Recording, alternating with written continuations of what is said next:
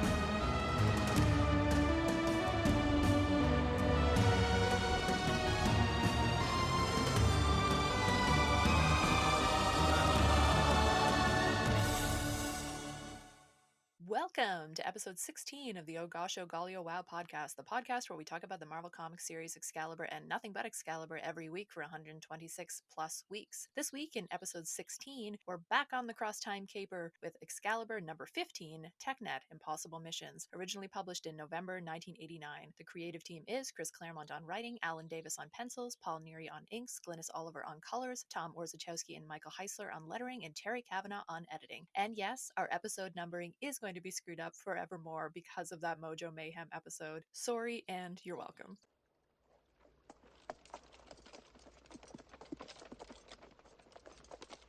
We have won battles against armies, and now one man defeats all my knights. He's a mighty opponent.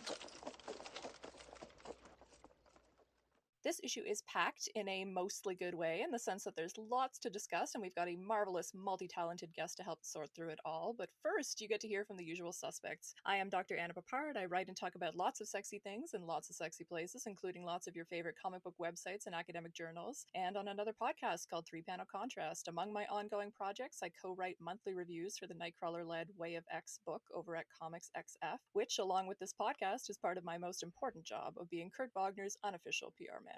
That was an easy job for Excal number 14 and is even easier here, which features some spectacular Wagner charm, which we will talk about. I am joined, as always, by Mav. Take it away. I am the Omniversal Majesty Opal Loons Maverfat. That's not right. Mine is Christopher Maverick, but you can call me Mav. I am a lot of things. I'm an academic that studies comic books and other pop culture, including movies and TV and wrestling and comic books. I might have said that already. I don't know. It's deja vu today. But I am the host of another podcast called Vox Popcast, where we talk about pop culture. I'm really looking forward to this, and it has nothing to do with me taking a break from grading. This is some good stuff that's going to have a lot of, I like to talk about race and class and sex and gender, and this book has that. It has a lot of it, so I'm looking forward to it today. It definitely does. Andrew, take it away. I'm Dr. Andrew DeMann. I am a lecturer at St. Jerome's University and the project lead for the Claremont Run, which is a big study of Chris Claremont's work, with a microblogging social media wing. But I'm getting worse at that every day because the last two threads I wrote are 14 tweets long, which would suggest I don't understand how Twitter works.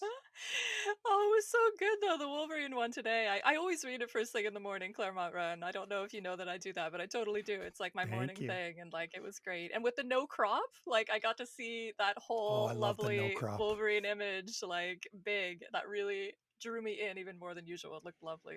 Our worthy crew is joined this week by a wonderful scholar friend, Uncanny Dazzler himself, Dr. Nicholas Miller. Welcome, Nick. Thank you. I'm excited to be here. Dr. Nick Miller is an assistant professor at Valdosta State University, but is moving to Lexington, Kentucky this summer to teach ELA to 7th and 8th grade students at Sayre School. Nick is co-editing a forthcoming collection on the cultural politics of X-Men, the animated series, with Jeremy Carnes and Margaret Galvan, which we're all very much looking forward to. We had Margaret on a couple of episodes ago. We're so excited to have you, Nick. and I gotta ask you, because we haven't really talked about it much, but is this your first time encountering Excalibur? It is not, although I didn't encounter it when it was first coming out, like it seems several people on the podcast have. I really checked out Excalibur the first time somewhere around 2005, 2006, when I first visited a local comic shop in East Lansing. And I think it was actually a volume called Excalibur Classic. It was the collected issues that I was looking at there. I really liked the cover, in particular Kitty's outfit on the cover of that particular volume. And I read 2 of those volumes while I was there in East Lansing finishing up my undergraduate degree. I never got at that point up to the Crosstime Caper, so what we're talking about today was relatively new material for me when I revisited Excalibur in 2018. That was a year that I was preparing for a course on X-Men when I was teaching at Hollins University, and I was trying to actually go through some of these various series in order as best I could. And so I picked up the Epic Collection back in 2018. Weirdly, that ended up being the first X-Men comic that my youngest child, Lorelai, ever read. At one point, we were road tripping, and I just handed it to her as something to read while we were road tripping, and she read through the entire thing. I don't think she understood most of it or had a clue what was going on, but that actually seems perhaps fitting for anybody that's encountering Excalibur for the first time. But she stayed with it because she really loved the artwork and loved many of the characters that were showing up in the comic. So that was my sort of Excalibur history right there. I so wish I'd had this series when I was younger. I really think I would have loved it to pieces. So did you end up teaching any Excalibur in your course? So I didn't. In fact, I didn't actually get to teach that particular course because I left for Valdosta State at that moment. So that course is still sitting there in the back pocket, all ready to go at some point when the time comes. It was part of a first-year seminar that I was planning. I've had a chance to teach a number of X-Men comics in other comics-related courses, but I haven't had a chance to teach the dedicated X-Men course yet. So fingers crossed at some point. I was just joking with, I'm teaching a superheroes course as we're recording this, and I was just joking with my students that I do a little story time with them at the end of the lecture where like I show them a comic book issue related to whatever we talked about and kind of do a little nerdy conversation about them just to, get to know me, and so they actually see my face on camera instead of just my voice doing guided PowerPoints. And I did Excalibur #1 for a week on X-Men, in which Andrew was actually nice enough to contribute a guest lecture as well, so everybody's involved in teaching my class apparently. But yeah, I got to do like a little speech about like why Nightcrawler is great and talk about Excalibur #1, and I said in my little story time, I did not put anything in which Nightcrawler is really great on the course because I'm a scholar who cares about integrity, and I picked the things that were best to teach and not the things that show my favorite characters in a positive light, and I hope you respect how difficult that was. I mean, if they've actually seen any of your other writing, they will actually know how difficult that was. I mean, you are so fantastic at weaving in your personal narrative and your personal fandom to the things that you write about, and I think you recently put out a piece with the Middle Spaces, right, that was doing that same type of work with an issue of Excalibur, right, sort of helping us to understand how we can engage with these characters, both, as you say, sort of with integrity, but also as fans, as people who love these characters deeply. Yeah, well, thank you, Nick. And Nick, you are a regular writer for Middle Spaces as well, which we should have included in your bio, but we'll link it in the show notes. Sounds good. But so what's your history with X-Men comics then? Did you read those kind of previously while you were growing up? So I eventually got around to reading some X-Men comics, but for the most part, when I was growing up, I was reading Archie Comics Digest that you could pull off of the supermarket shelf. Oh, yeah. I didn't have a local comic shop. I grew up in a very small rural town in mid-Michigan, and so it was either that or reading the Sunday Funnies, which meant that I read a lot of Calvin and Hobbes and Garfield and Beetle Bailey and would read the Doonesbury comics and have no idea what they were talking about, right? But that was what was available to me. That was what is accessible to me up until I got into middle school. And so somewhere around 1991, my local library, the small, tiny little public library in my town, started offering some comics that you could read while you were there. They had one of those spinning rack things where they would feature some comics. And then what I remember most clearly was that they had this big wicker basket in the corner where they would just toss issues of comics that you could leaf through and read through while you were sitting there in the library. Most of them were a year or more old. None of them were in order. Some of them were not even from the same titles. But my first experience with X-Men happened when I pulled it out of one of those wicker baskets or out of that wicker basket. And it happened to be X-Men number 244, which you may know as Ladies' Night, a really great issue, or one that kicked off my obsession with Dazzler that continues to this day and gave me a very different sense of what the whole X-Men universe was about than I suppose other people who had been reading it from the beginning. So that's actually where my initial encounter with the X-Men happened. I love that because my initial kind of superhero love was Lois and Clark New Adventures of Superman when I was like 11, 12. And so I had this perception of the superhero genre like, oh, obviously it's a romantic comedy, because that was like my entry point, right? So it's interesting, we can have these entry points that really can, depending, like really shape kind of our perception about what this genre is. And I think telling those kind of origin stories is really important to kind of having that understanding that people do have different sort of origin points and different perceptions depending on what they encountered first. So I love that story so much. It's so good. And I think that your point there is really interesting. When I taught an introduction to comics as literature course this past summer, and I actually chose to open with some of the Dazzler solo series because I wanted students to think about the superhero genre not necessarily having its origin points or its definitive points in a Superman or a Batman, but that it has these links between what we now consider the superhero genre and romance, for example, right? And so working through Dazzler as my introduction to superhero comics was actually a really fun starting point, and I think something that we should consider more often in terms of how we frame our encounters with superheroes. Oh man, people who don't already know your work are going to be so excited to encounter your Dazzler writing. I'm so excited to link that in our show notes. Okay, let's get into our issue summary and we'll come back to some of these first impressions in a little bit. I know we've got many lovely listeners reading along with the pod, but for those of us who haven't felt up to digging their floppies out of a long box, we will start, as usual, with a brief plot summary. Excalibur number 15, Technet Impossible Missions, opens on Brighton Pier, where Nigel Frobisher is delivering the details of the mission Satyr Courtney, which is what I'm calling her from now on, has hired them for. She wants them to rescue Brian Braddock's older brother, Jamie Braddock, from a seeming supervillain named Doc Croc, leader of a fictional African country called Mbengawi, canonically located between Kenya and Tanzania. And I will note, we're kind of making up a pronunciation for this fictional place, but we will try to stick with it. Technet teleports directly to Mbengawi and has little trouble handling the guards, at least until they arrive in the chamber where Doc Croc is holding Jamie Braddock, seemingly torturing him. Doc Croc sprays Technet's leader, Gatecrasher, with a hallucinogenic gas that causes her to perceive Jamie's true nature as a poacher and slaver. She's appalled, but before she can act on that, the lizard who hangs out on her shoulder is seized by some kind of fit and teleports Jamie, Doc Croc, and Technet back to Brighton. While all this is going on, we check back in intermittently with Excalibur, who are still, of course, on their cross-time caper. We see them running from some very British Native Americans while wearing fetching gender and species-bending get-ups in a Wild West-inspired scenario, collecting ingredients for magic potions in the lair of a mad scientist doppelganger who wants to switch the brains of Alistair and Rachel. There's also evidence of them working at a carnival and Captain Britain becoming a communist champion. At one point, they arrive back in the 616, but accidentally reactivate Widget via an outpouring of energy from Rachel after another strange mini-fusion with Megan. Wonder what's going on there. Back in the Technet story, everyone is arguing and Jamie is walking free, which is bad news. Gatecrasher sends Bodybag to recapture Jamie, and Jamie's true power is revealed. He sees reality as an amalgam of strings, which he can control by pulling them. He pulls Bodybag's string with gruesome results. The other members of Technet don't have any more success subduing Jamie. Doc Croc steps in to try, there's an explosion, and we don't really know what happens. But Nigel Frobisher soon shows up to take Jamie back to Satyr Courtney with promises of world domination. In the final scene, the Technet has been convinced through Jamie's manipulations that their mission was a success. They're kicking back celebrating when Thug complains of a disruption in the shower. It's a tiny crocodile with cybernetic implants, apparently all that's left of Doc Croc. So before we get into our discussion, I just want to note some general historical context for the political allegory in the Technet part of this story. So Jamie Braddock is allegorically linked here to Margaret Thatcher's son Mark Thatcher, who was, like Jamie, involved in car racing and some unsavory affairs in Middle Eastern and African countries, including South Africa, a country Margaret Thatcher also had a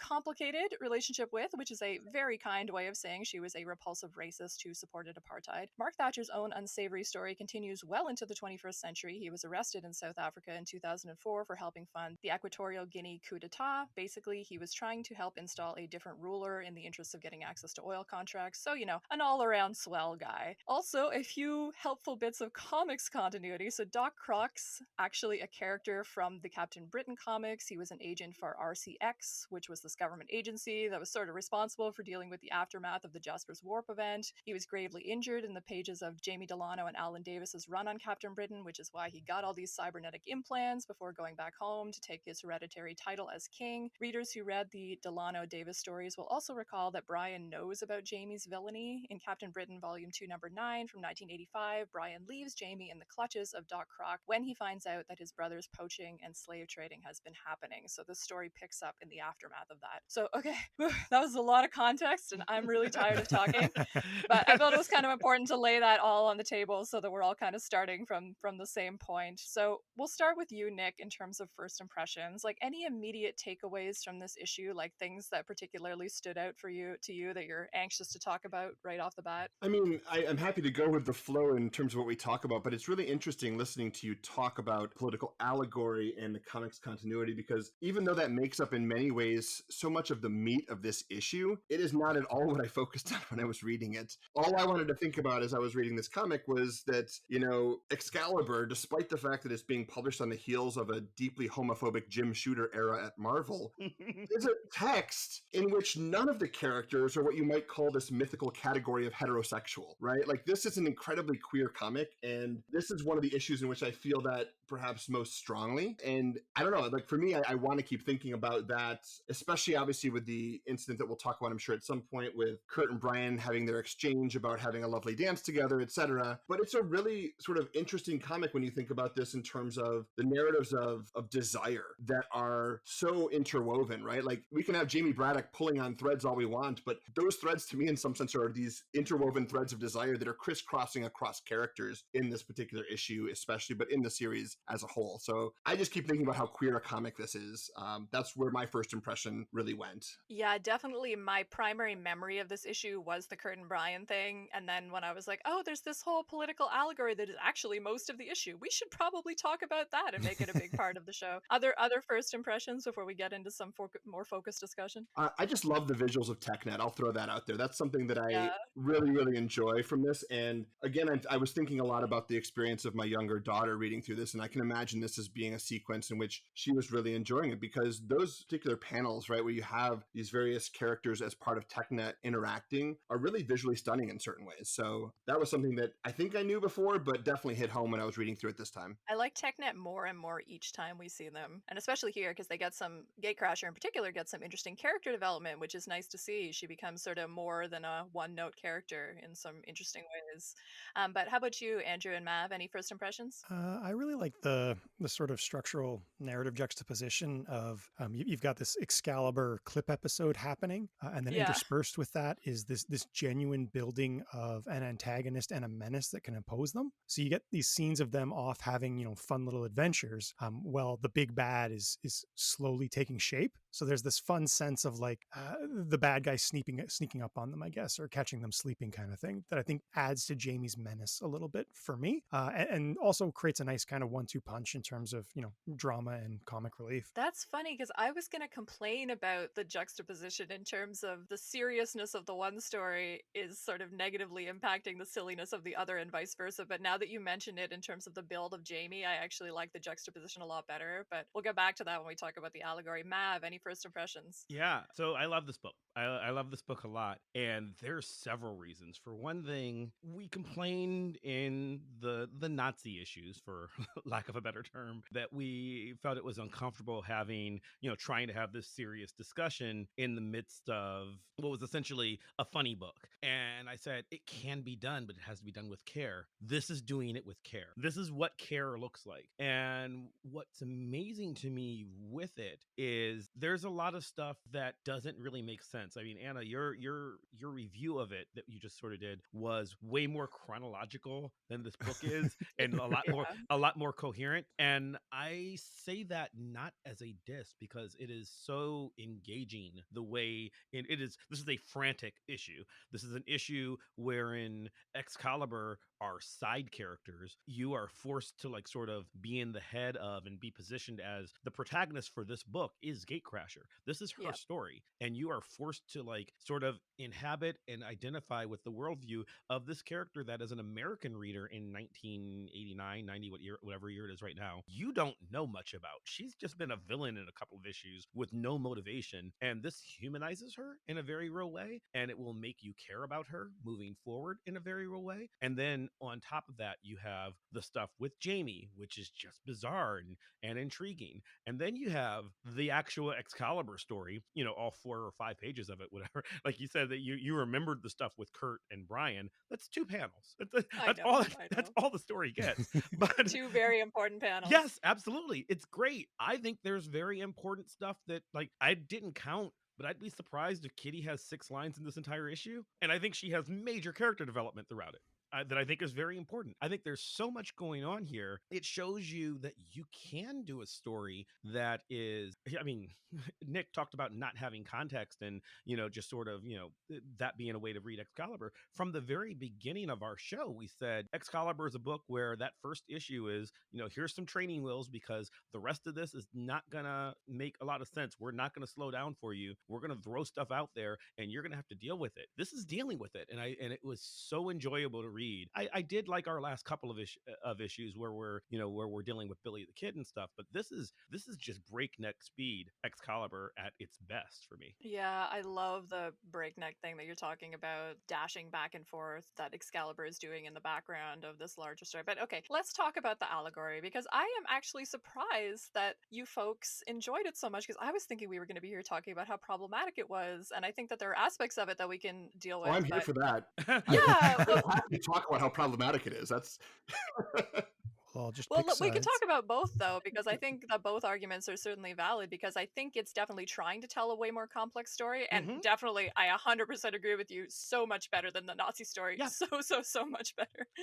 But let's talk about it. So the allegory here with this Mark Thatcher thing and everything, it's not like a direct allegory, but he's definitely trying to evoke Mark Thatcher through the car racing thing, through the upper class British twitness of him. What's kind of going on here in terms of what is this allegory kind of doing for us? I mean, I gave us the plot summary, but what's going on with someone like a character of Doc Croc, who seems like he's going to be a supervillain in this story and is ultimately a hero? If you'd read the previous Captain Britain comics, you would already know about this character. If you're just jumping in here, which I certainly would have been the first time I read this, you don't really know that context for the character. He's set up in a lot of sort of exotic visual language, a lot of monstrous visual language, which reads a certain way in this space, in this context, with his blackness. So what's going on with a character like that? Is this subverting certain expectations that we'll have about this exotic narrative? Is that kind of where the kind of success of the allegory comes in? I mean, does he really subvert that, though? I mean, I think one of the questions that I have, and I don't know the sort of continuity in the history of Doc Croc, so my limited window of experience with Doc Croc is really in this issue for the most part. And, one of the things that I immediately jump to is that we have these images of sort of famished,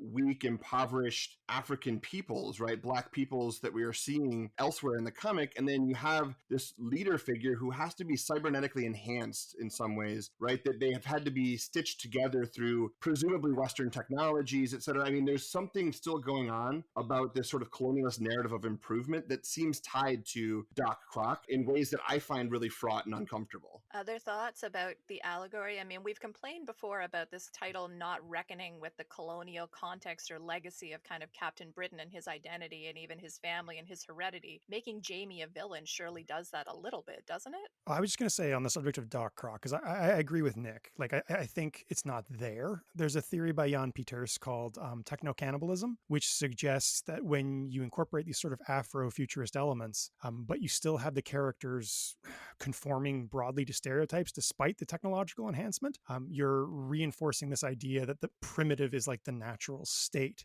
And Doc Croc, he's got these cool cybernetics. He doesn't do anything with them. He's still basically a wizard, and that's it. We don't see him, shooting laser cannons effectively or anything like that. So as a character who embraces these sort of different symbols, he has the potential to make kind of a cool Afrofuturist argument, but it doesn't happen. He falls right back into stereotype. I have a slightly alternate reading of it, which is that he does do something with them, and then he loses off panel. And that's kind of what's interesting to me about it. It is, okay, so again, this is 1989.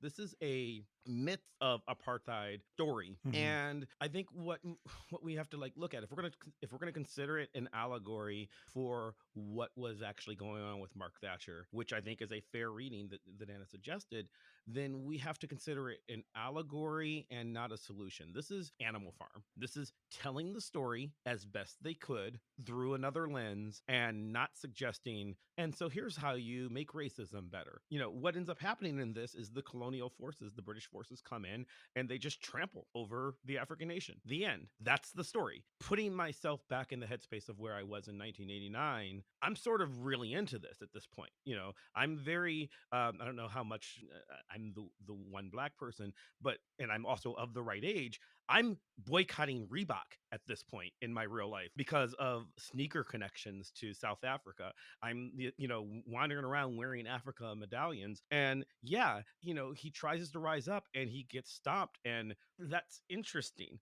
I don't know that it makes me think, I mean, could it have been done better? Sure. But I don't know that it makes me think, oh, they're solving this so much as, oh my God, a comic book just acknowledged apartheid in South Africa. This was big for me. So the last time we talked about this is like Fantastic Four in 1972, which is a story where Johnny Storm and Ben Grimm go to a fictional African country to help save T'Challa, the Black Panther, who has been captured by his neighbors who don't recognize him as king. The story is more complicated than that, but they basically get there and they discover that, oh my God, there's countries in Africa that do racism, and they solve this problem by Ben punching racism, destroying the castle of racism, and then they walk away, walking over the colored versus whites entrance sign, and that's the end of the book, never to be mentioned again. This is also the story in which, you know, in trying to deal with the story about apartheid, Black Panther decides that he wants to change his name to Black Leopard so as to avoid association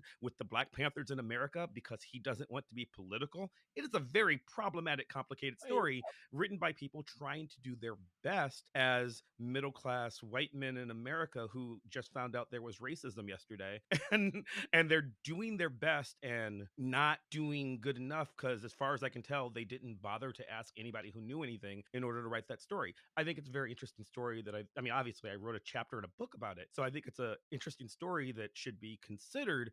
But that's the problematic way. This is Claremont going, I don't have the answers. This is what I see. And to me, that's more interesting. Well, that's interesting that you say that. I mean, I think it's a really interesting reading of that. And maybe my default mode is not to sort of give Claremont the benefit of the doubt.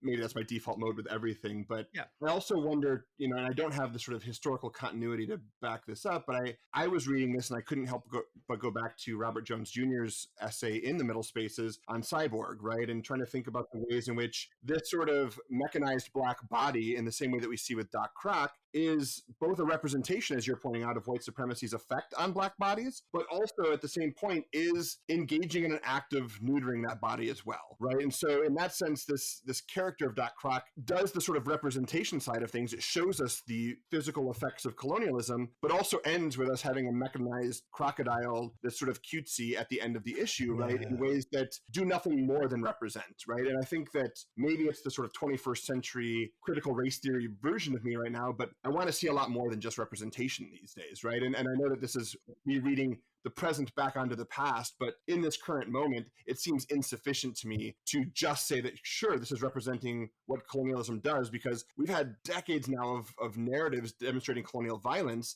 without being able to still celebrate Black excellence, right? And I think that Doc Croc doesn't get that moment of Black excellence that I would like to see out of a character like this, even though morally he seems to be in a pretty decent place here. Yeah, I mean, there's the thing where there's something sort of interesting going on with Technet being, and specifically Gatecrasher being the point of view characters for this kind of exploration, because they are outsider figures, and yet they're a fantastic category of outsiderness. So that's a little bit of a weird, interesting, but like definitely weird choice. I would have, definitely liked to see this sort of more truly from the perspective of like the real world other rather than like the fantastical other, because it's a bit of a choice. But at the same time, I think it's really important to emphasize this thing of we can go too hard on stories sometimes times when we're not acknowledging kind of the way that we all as readers, have certain expectations about what a politically perfect story is, but we also, as like fan readers from like our positions of experience and whatever, and when we're encountering these stories, have like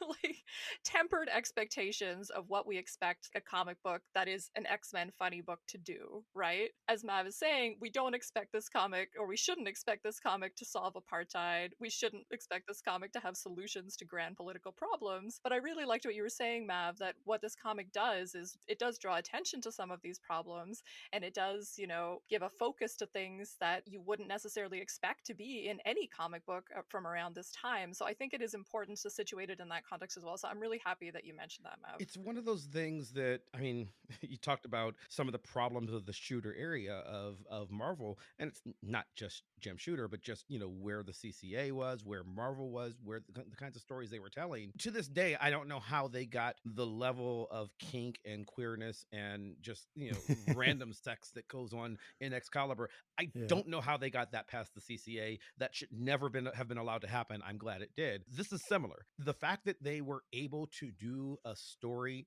that directly, not there's a lot of, in this era, there's a lot of Black Panther ignoring racism. It makes no sense in Avengers books, and that's happening right now in 1989 in random Black Panther appearances. He is just another superhero who doesn't seem to care about race at all.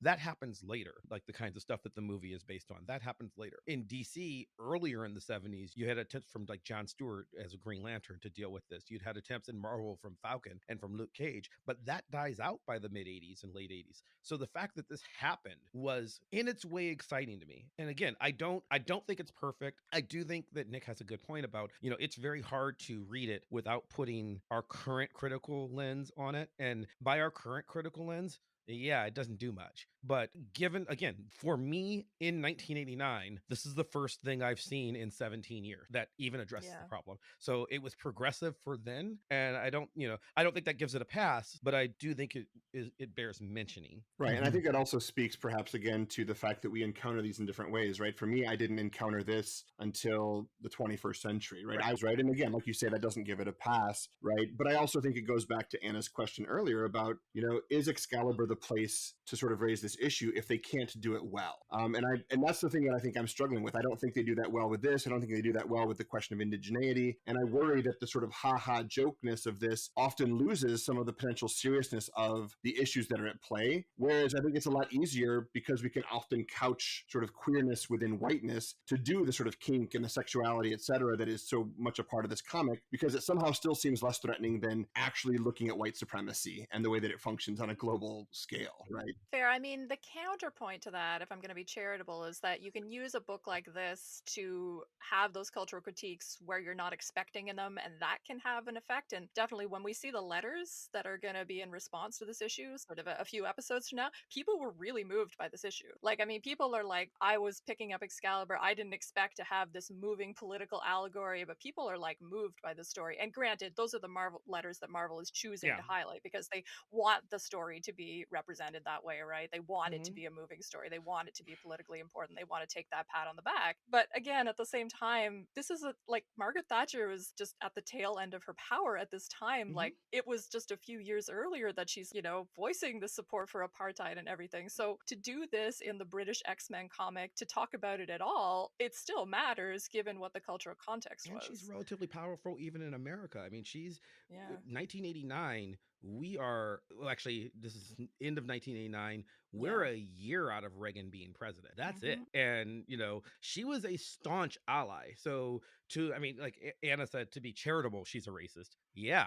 But like that's not the way she was looked at. So the acknowledgement of it all was just, I think we're talking about the funniness of it, right? But like the alternative that I can see, the closest from Marvel anyway in this era, which is a few years earlier, I guess, is God Loves, Man Kills. Like I don't know, they're not taking many swings at this yet. Do I wish that in 1989 Luke Cage season 1 on Netflix had been available? Yeah, I do. But it wasn't, right? So I don't know.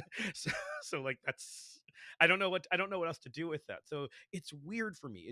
It is very weird because I do think that there's some weird humor. Yeah, he loses. Yeah, he gets turned into a literal crocodile. But if you don't do that, does this story even get published, or does it sit on a shelf in Claremont's attic somewhere waiting for Andrew to discover it 30 years later when you're doing like, I mean, like that's, I mean, like that would be the alternative, right? Yeah, and I mean, I will say that I don't even know if it's sort of my place to say that, but I do find them to be something, and I don't know if it's intentional or not, but something moving about the fact that Doc Croc doesn't succeed, because it wouldn't be realistic to punch racism in Right. the face and succeed. I mean, the fact that the forces of British imperialism do actually win. I mean, Jamie kind of wins because he's Jamie Braddock, and he wins because he's got these magic powers as well, but He it's his literally connection to pulls Brian strings. that, yeah, He yeah. literally pulls strings to Yeah. keep racism intact. That's Yeah, Yeah. can we talk about Jamie Braddock's role in this allegory? Because Yeah. it's We big, certainly can. okay, so we've talked about this before. The best monsters are symbolic of concepts that can't be easily personified. Jamie Braddock, to me, is a perfect representation of the kind of imperialist privilege that we might talk about when we talk about Mark Thatcher. You have someone who is universally powerful and has no sense of consequence. Like, literally, he doesn't have a sense of consequence.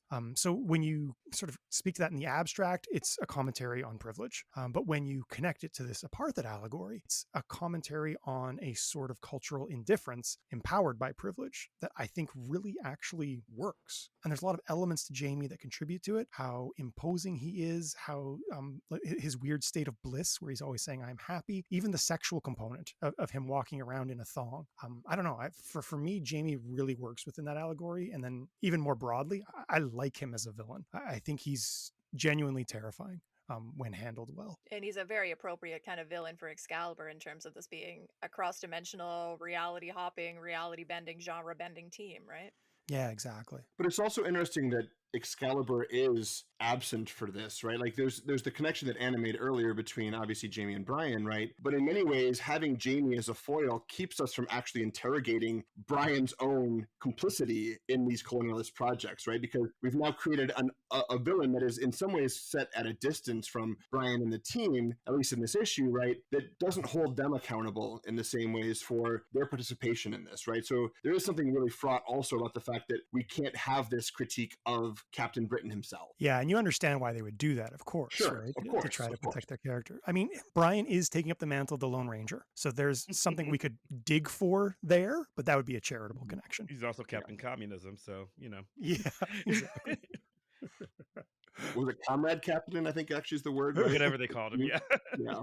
Yeah, I mean, I wish that I could say that I felt like Captain Britain's implication in JV's evil was really teased out in a way that I find satisfactory in future issues. I can't say that. Yeah. But I do like those of us who have read the Delano Davis story where Brian leaves him behind in Africa. Like, that is sort of an important Yeah. context for this, and it's unfair because, I mean, you know, we can't expect readers who are reading this then to have that. But I hadn't. it was like he realizes that his brother was implicated in these things, and he's just like, nah, man, I'm leaving you to justice. I don't freaking care. So he had done that previously, but anyway, this is like the revelation of Jamie's mutant powers, which is kind of important because that had not been present previously. And yeah, I was sort of surprised by that when I realized that. But so this is a big status quo change for like the Braddocks in general, and definitely for this series moving forward. It's kind of cool too to have a villain to Brian who is in some ways righteous because his brother left him to be tortured. You know what I mean? Yeah. So having that sense of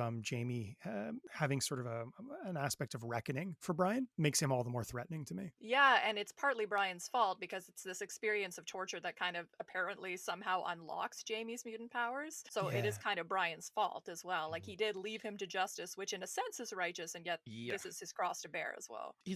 Jamie is the definition of privilege. He is literally privileged, nigh aristocracy from Britain in the most literal definition, but also he has a legitimate human gripe with Brian. But his legitimate human gripe with Brian is, I broke every law in the world and my brother let me go, let me get punished for it. So now I'm mad. It's a human thing, but the privilege in the modern, academic sense of the word, the privilege inherent in Jamie for, having the gall to be upset for, how dare you, allow me to be punished for my actions.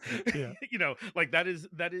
It is a picture of what we now call, and it's not really a term yet in 1989, but what we now call, white grievance. Like, that's what he's doing at this point. He is mad because someone allowed him to be caught at doing something wrong and punished for it. And how dare you? Don't you know who I am? At any rate, I am happy that we're getting at least some tentative reckoning with sort of the colonial context of this series, because it has been something that we've complained about in previous episodes about sort of how white and out of touch this version of, Britain and British identity and what it means to be the national champion of Britain. So at the very least, I'm appreciative of the effort. I will put it that way. Do we want to move on and talk about some of the, I don't want to say funner aspects because I've enjoyed this conversation too, but I definitely want to talk about this Kurt Bryan thing. And I think that there's actually, despite that only being 2 panels, a lot of interesting stuff that we could talk about here. And I think all of us are sort of well equipped to have a unique perspective on it. But I will let you, Nick,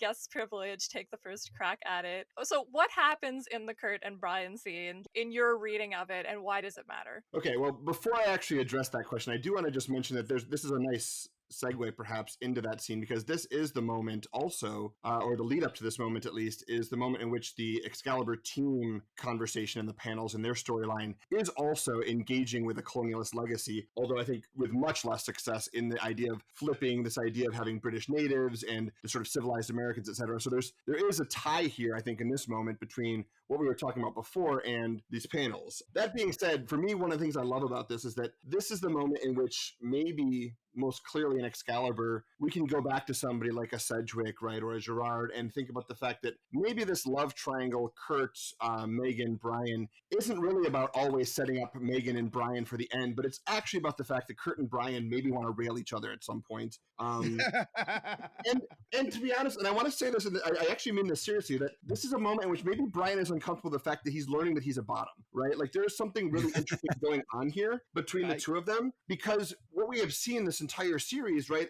is both of them modeling very different performances of masculinity, right? And Kurt's masculinity and Bryan's masculinity are both, and sometimes hyperbolic versions of themselves, right? Kurt as this sort of swashbuckling gentleman, sexy bathtub guy, right? Bryan as this sort of, is that how we refer to him? That's how we refer to him, right? Yep. And then we've got Bryan, who is this sort of like, hyper, almost football player-esque, character with the big muscles, who's actually weirdly uncomfortable perhaps with his own body as a spectacle, etc. And what we learn is that, even though both these masculinities perhaps are to some extent very queer in their performances, is that Kurt's swashbuckling and that version of masculinity is much more comfortable with the homosocial and homoerotic tones that are part of it. And Bryan's is deeply rooted in this sense of shame, in the same way that I think we saw him feel shame when his body was on display in New York, right? So there's something really interesting about this moment being about these competing masculinities and whatever narrative of desire exists between them, and not strictly about sort of this narrative of who gets Megan or who ends up with Megan or what is Megan's trajectory going to be. And so for me, this scene is actually really interesting as a space for a deeper queer reading of this series than we perhaps have seen up to this point. Yeah, it really adds a lot of potential layers to the love triangle, in the sense of, even if we don't want to go as far as that there being sexual tension between Kurt and Bryan, because it's not really something we see in like sort of previous issues or later ones, but at the very least we have Megan modeling her appearance partly after Bryan. So I mean, that aspect of it is really intriguing to me, and I sort of like, after this one brief scene, I'm like, oh, I would love to add that other like layer of complexity to this. I don't think we get it, but the idea intrigues me a great deal. I'm but we sure do this see, gets it. I just as Megan gets dressed up, right? We get to see this other version of Megan who is basically dressed as Bryan. We do get to see versions of Megan that look like Nightcrawler, right? Like there is a real sense that both of them are competing for each other in ways here that I think are really worth pursuing a little bit. Yeah, that's true. The way that she kind of performs these two men in ways that attract them to reflections of themselves. There's a Exactly. lot going on there. Yes. Oh. We should note that Megan also validates the Bryan-Megan relationship. The Captain Britain woman talks about how they're like, destined for happiness together. And I hate that because I was enjoying the tension between Megan, Nightcrawler, and Bryan. Yeah, I wasn't fond of that moment either. That really kind of undercuts a lot that's wonderful about this previous moment within the same issue of this comic. I mean, in terms of something like, we can talk about sort of the representational qualities of drag, though, and what that does for us. Like, drag is not automatically like a progressive gesture in any type of media, right? It can be played for comedy in ways that can be very transphobic, like in various ways. Do we think that that's a problem here? Like, how is this scene kind of navigating that? Is there any of that kind of transphobic element? Is there kind of like it being played as a joke in ways that could be homophobic? What do you think? I have so many. I'm going to try to be charitable here because I like it, right? The most important thing that I think possibly Brian ever says in the entire run of Excalibur is, "You make such an attractive woman, Nightcrawler," because Yeah. it's sincere. Like Yeah. I don't see it as a joke. Just looking at this Mhm. panel, it looks like he says, "You make quite an attractive saloon hostess, Nightcrawler." And in case you're wondering if it's a joke, because he does look ridiculous in the image that Davis drew for him. He's overtly fabulous. With he's blue. He's got the massive wig on. He's not trying to pass. He's trying to be a drag queen, right? And yet clearly, if we are to believe that that there was some story we didn't see, and we, Air Capitan, quite the most attractive, striking couple on the dance floor, we must do it again. So they apparently had some sort of adventure where, either seriously or not, they played into this and it was just fine. And that, while it's clearly designed to be funny, I mean, in the same panel, Megan's a frog and Kitty is a water buffalo, and we don't know how that happened. So there's clearly a joke going on here. Oh, and Alistair is in tidy whities on a totem pole with Widget. I don't know what that story is. We never find out what that story is, but it's sincere, and the sincerity of it makes it work. I mean, I am not a transgender individual, right? So I can't say that no one's going to be offended by it. I can imagine someone might be, and if you are, that is a valid feeling. I don't want to downplay that any more so than I would want, with race or sexuality or anything else. But for me, it feels like this was a sincere normalizing of queer sexuality in a way that, as much as I love this book, it doesn't always do. Yeah. There are some problematic. I mean, I think it's very progressive for its time. I think it's very progressive for today in a lot of ways, but it has its problems. And for me, this isn't one of them. This is honest. And again, it's two panels. It's two panels where I Mhm. don't feel like Kurt and Brian are picking on each other. I think it's more of am I really shipping them? No, but I think at the very least, there is a bro moment of, wow, I can't believe we pulled that off. We're awesome. Which is, if we look at them as two opposing visions of masculinity, there's a respect there that, if nothing else, the homosocial bond there is important. I mean, for me, it's like the lack of shame expressed by Kurt in particular. He's not responding with like a "you gay" quip or something. He's just being like, "Yeah, we looked awesome out there," it reminds me of a moment from Uncanny 204 where we have Arcade in drag, and Kurt has kind of a little exchange with him there that I've thought a lot too about, like whether that's homophobic or whether it's not. But I kind of side on the fact of it's not. The scene is a little bit different, but I do think that the genuineness of it, and like not going to sort of the easy jokeness of it and sort of playing up the genuine respect that they might have for each other within this moment, is part of how it becomes like a little bit better. But I think you're right that it's like definitely not something that we can say is offensive or isn't offensive, but at the very least it's an interesting scene. I completely agree with both of you. I do think that the sort of comedic context surrounding the scene is probably how they got it past the censors. And they can say, no, this is just Some Like It Hot as a joke. Even though the genuineness that Mav reads there is pretty clearly there, right? Yeah, and the contrasting masculinities too. Like, I mean, I can't sort of emphasize enough like how important it is to the characters of both of them that it's sort of like Yeah. Brian has a little bit of discomfort with his like ahem anyway, and then Kurt being the one that doesn't have the discomfort, that really plays into the personalities of both of them. Like, to me, it feels like almost like a wake up moment for Brian, but for Kurt, this is just Tuesday. I think it's important that Brian brought it up. I mean, Mhm, Brian mhm. started this conversation, which I think matters. Because you're right. For Kurt, this is Tuesday, fine. But for Brian, he's like, you know what? You looked hot, Kurt. I'm going to say it. You looked hot. And I think that's a huge progressive moment for him that I is. think works for normalization. And I think Andrew's right. I think it happens because it's a joke, which gets it past the censors. It's two panels, and they have at least 3 or 4 different worlds that they hit during here, and we don't get to see them. This book is supposed to imply to us that they're, just because we're only seeing 12 issues of Cross Time Caper, they presumably visit like 50 worlds. They're just jaunting around around from spot to spot, and we know that to be the case from later issues where things are inserted as well. So I think we're supposed to see that. And he says, we've never encountered another Phoenix.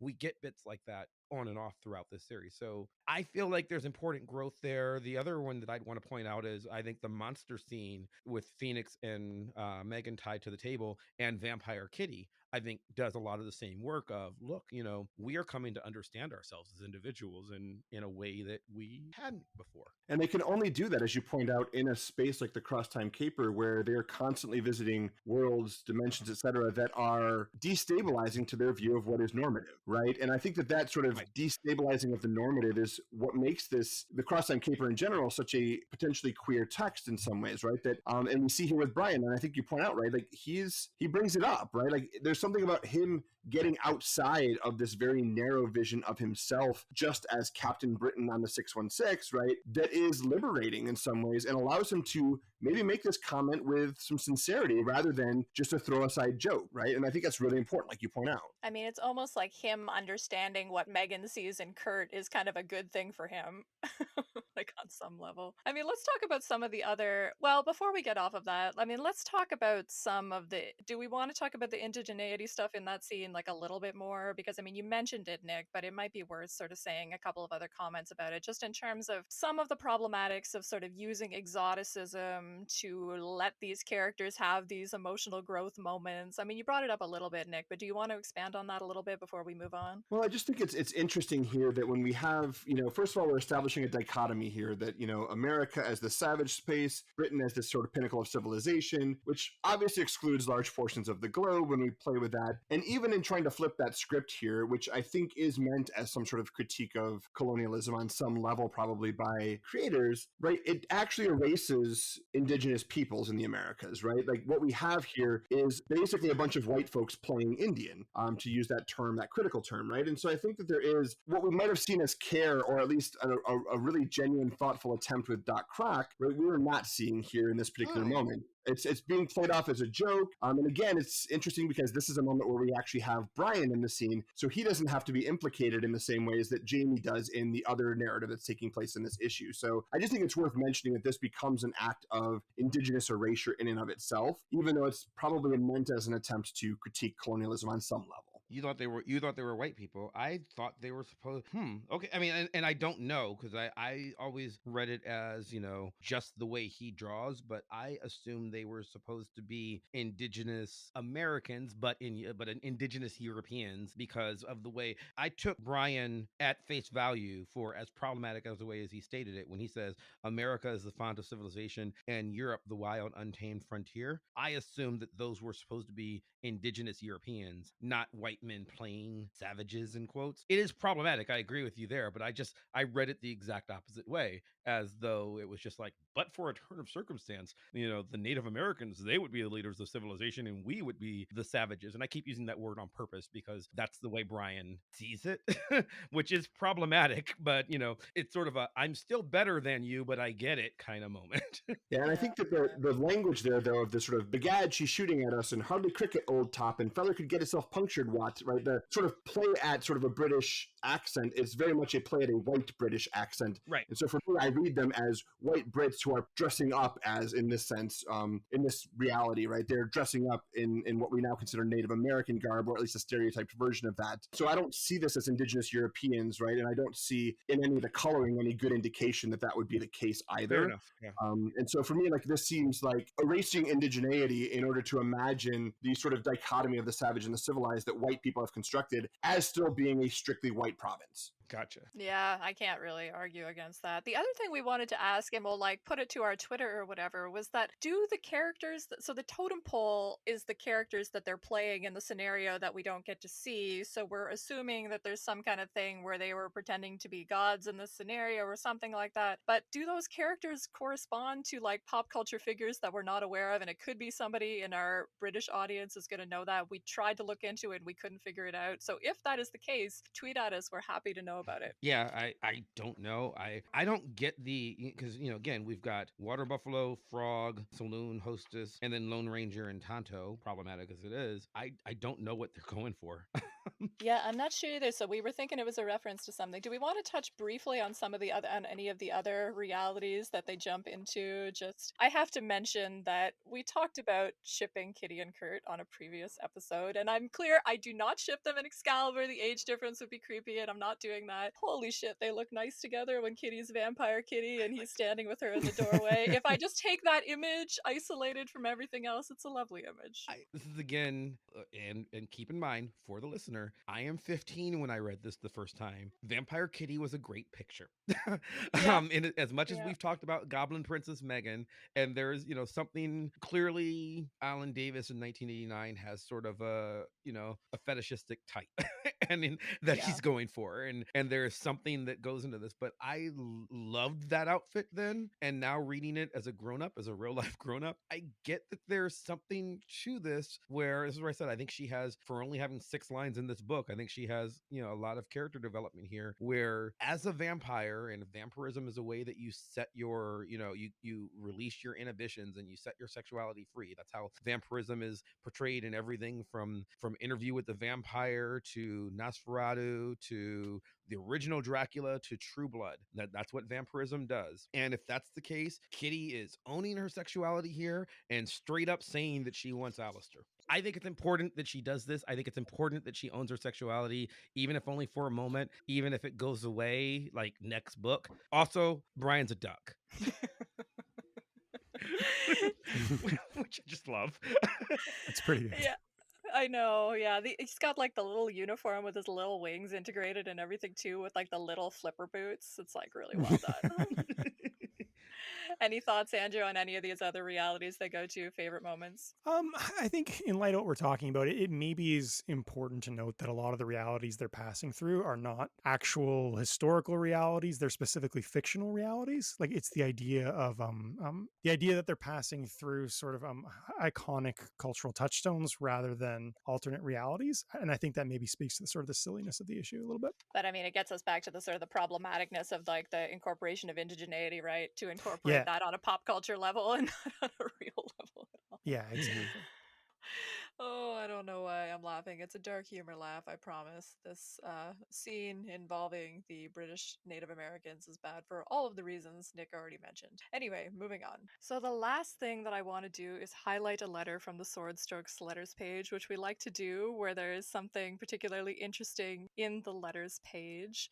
So this one brought up a lot of the questions that we had about some of the Nazi issues, and particularly, not that I want to get talking about that again, but bringing up some of the problems that we had with sort of the motivation of some of the Lightning Force member characters. So this letter is from Megan Maroney, address withheld, and she says, as far as the Lightning Squad's parallel universe is concerned, shouldn't Kurt be in evidence? After all, our Kurt was raised by gypsies, a word people used at the time, and any history buff knows that they were sent to the camps before the Jews were. Therefore, wouldn't alternate Kurt have suffered incredible, possibly fatal persecution, or were there no gypsies, we say Roman now, left alive when Kurt was born to raise him, and thus he was brought up by genetics researchers? Does that get me a no prize? Also, though I know little about Captain Britain, I am given to understand that he was given powers by Merlin because he so embodied the best ideals of Britain and King Arthur. It stands to reason then that those Hauptmen England would never have received those powers in the first place, since being a hitman for Der Fuhrer is not the best example of might makes right that I can think of. Is Hauptmen England then a successful experiment in Aryan supremacy, genetically engineered to be so strong, etc.? And she demands a second no prize.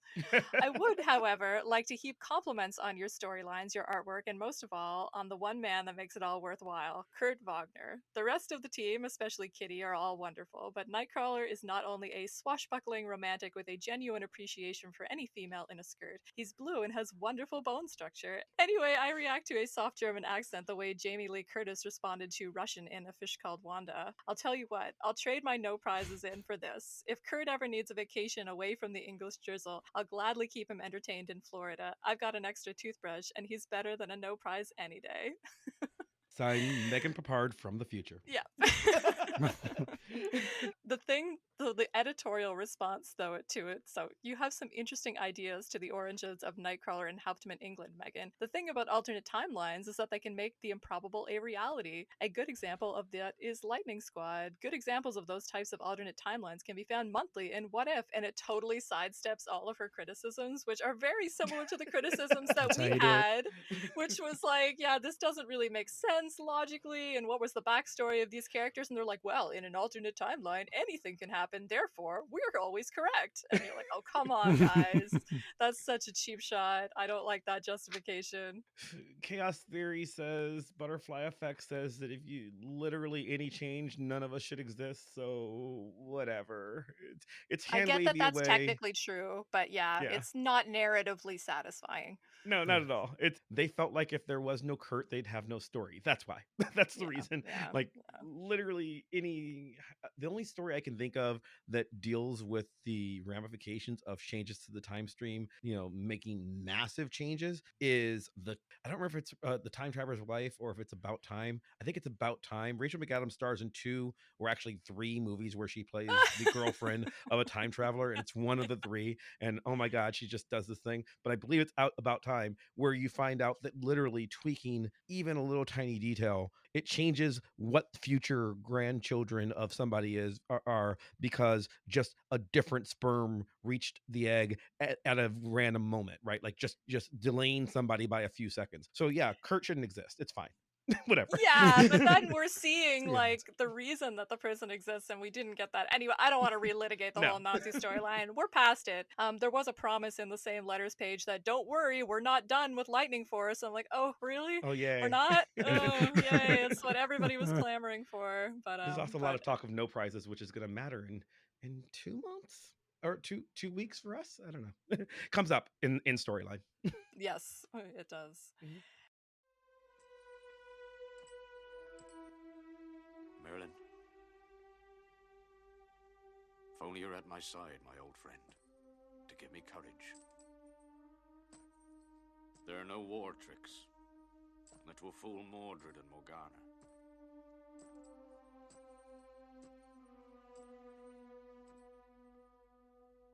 More than I ever did, I need you now.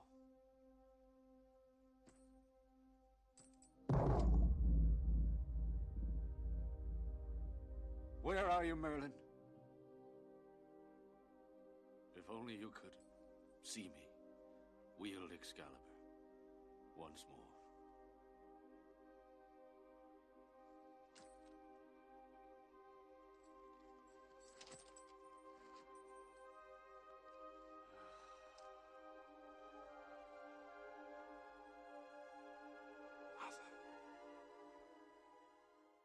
Anyway, we will end things there, I think. Nick, thank you so much for joining us. Is there anything that you'd like to plug a final time for our listeners? What work of yours should they check out, and where can they find it? So, I mean, I've published in different venues. As you mentioned earlier, I do contribute regularly to the Middle Spaces. So if you're looking for a variety of my takes on popular culture, that'll happen there. You can also find me online at ennymiller.com, my website, where I try to keep things updated when I have the opportunity. And also on Twitter at Uncanny Dazzler if you're looking for me. We will link all of those things in our show notes. Thank you so much, Nick.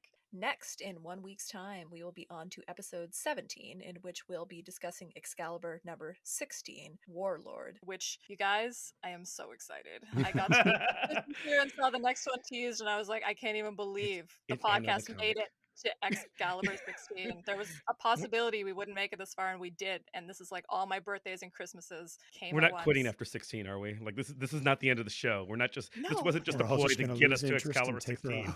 No, I'm just gonna go get excited about the next great Nightcrawler issue because we're not done with them. Don't worry. Okay. So if you haven't read it, it is a definitive sexy Nightcrawler issue, a definitive Nightcrawler issue in general. Not uncomplicatedly, which we will talk about, but yeah, he's got his mojo going on in that issue. In the meantime, if you liked what you heard, please follow us, like and review the podcast wherever you're listening to it or watching it. Don't forget to check out our fabulous YouTube videos, which you can watch via our website or the Vox Popcast YouTube channel. As always, if you want to chat with us about Excalibur or pitch yourself as a guest for a future episode, let us know. You can reach out via our website, goshgollywow.com, where we've got some fun extras, and via Twitter at goshgollywow. WoW, where we post daily pages from whatever issue we're reading that week and more fun extras. Thank you, Andrew and Matt, for another splendid conversation. Thank you, Nick, for lending us your many talents. Thank you all for listening, and a special thanks to Maximilian of Thoughtform Music for our truly epic theme song. Play us out.